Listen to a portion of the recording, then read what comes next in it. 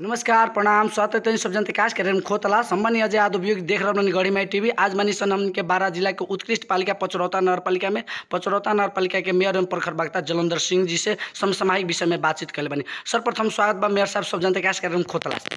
जी धन्यवाद। कैसन बनी बताई पहले? बहुत बढ़िया।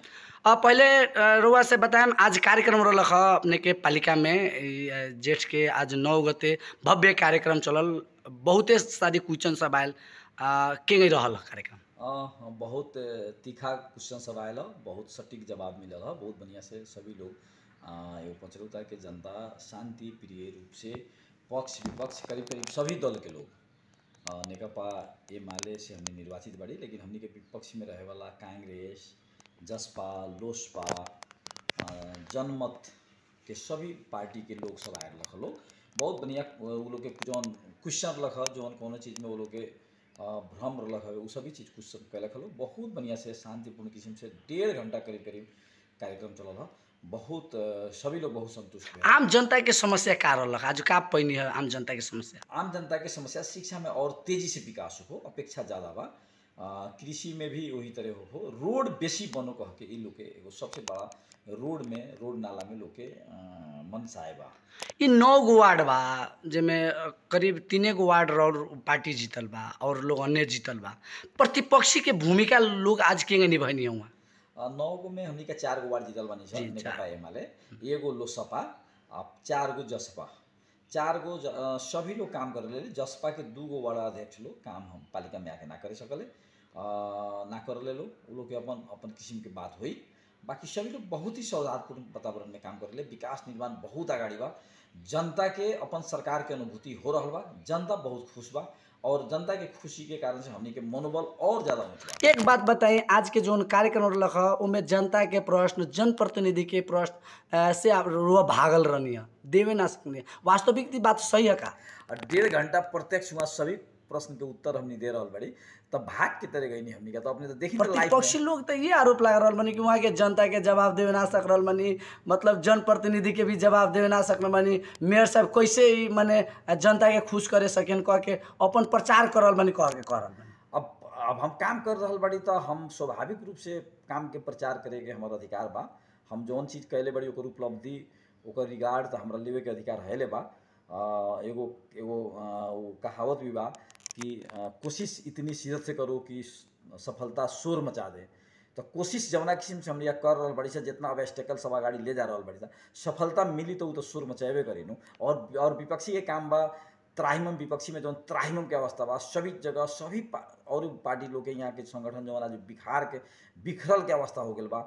तो वो लोग तो बोली, वो लोग कहे ना बोले के लोकतंत्र के तो सुंदरता ही है बनू, वो लोग बोली हरदम रोवर लोकतंत्र के सुंदरता के लिए। कुछ दिन पहले यहाँ विवादित घर जौन पचरौता है कहने की हेड क्वार्टर सदर मुकाम यहाँ होखे वाला सेवा सुविधा सब देम हम, जौन पचरौता के 7 नंबर से विवादित घर सब ढह चुकल अवस्था बा। अब 1 से हरदम प्रतिबद्धता रुआ करते रहने, 1 से 9 नंबर बाकी रहल कब होई? अब ना सभी और जगह में तो हो ही रहा बा। 7 नंबर वार्ड नगर के केंद्र भेला से तनका सा ज़्यादा अत्यावश्यक योजना सब अगाड़ी यहाँ बा।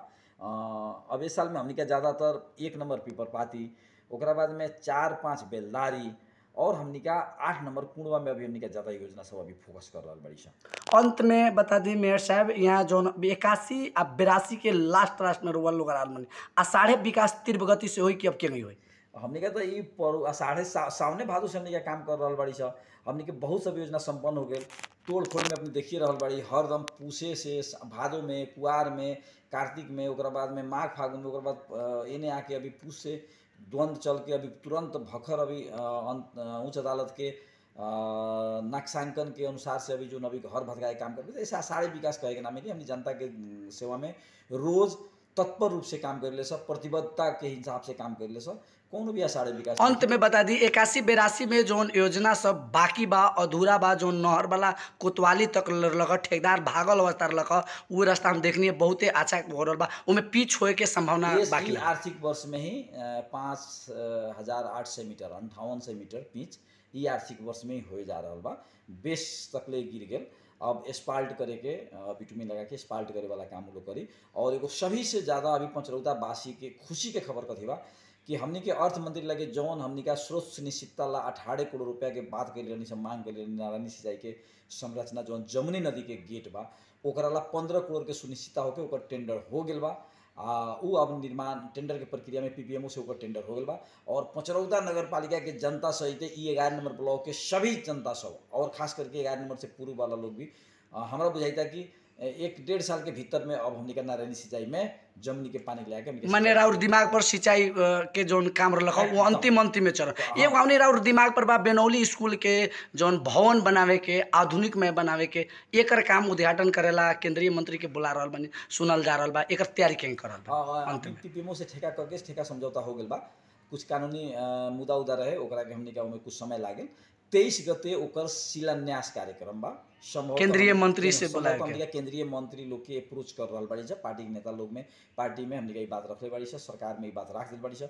अब के आई अभी तक निश्चित ना होई नहीं के भेल, लेकिन ओकरा के भव्य रूप से ओकरा के एगो शिलान्यास कार्यक्रम करके और पचरौता के एगो शिक्षित समृद्ध पचरौता बनावेला हमनी के आगाड़ी बाड़ी छ। ओकरा अंत में मेयर साहब का कहे के चाहम पचरौता वासी के जे हर एक समस्या दुख दर्द में रहले, अंत में सब लोग के का कहे के चाहम? हमनी सरकार प्रमुख के रूप में आज पचरौता के जनता हमरा के जोन जिम्मेवारी दिले बा हम पूर्ण निष्ठा और कर्तव्य के साथ पालन कर रहल बाड़ी और जनता के संपूर्ण दुख दर्द यथासंभव साधन स्रोत से हम पूरा करे वाला बाड़ी। जौन बात सब कहले बाड़ी, बच्चा कहले बाड़ी, वो बात सब में पूरा करे के अग्रसर बाड़ी। हम इतने कहम विश्वास करूँ, धैर्य करूँ, शांतिपूर्वक पचरौता में अपने विपक्षी लोग के भी कहम कि अब लोग संगठन के तरफ ले जाऊ, संगठन करूँ, जनता के बीच में हमारे कमी कमजोरी बात वो लेके जाऊ। आक्रांत करे के पचरौता के ढूंगा मुड़ा दूसरा गांव से आगे करे के, ये सब चीज़ ठीक नहीं है। गलत कहियो गलत रही, सही कहियो गलत सही रही। इतना व्यस्त है बहुत समय दिल्ली मेयर साहब बहुत बहुत धन्यवाद जी, बहुत बहुत धन्यवाद अपने के। धन्यवाद देते हम अजय विदा चाहम। नमस्कार, प्रणाम, जय गढ़ में, जय राष्ट्र, जय धन।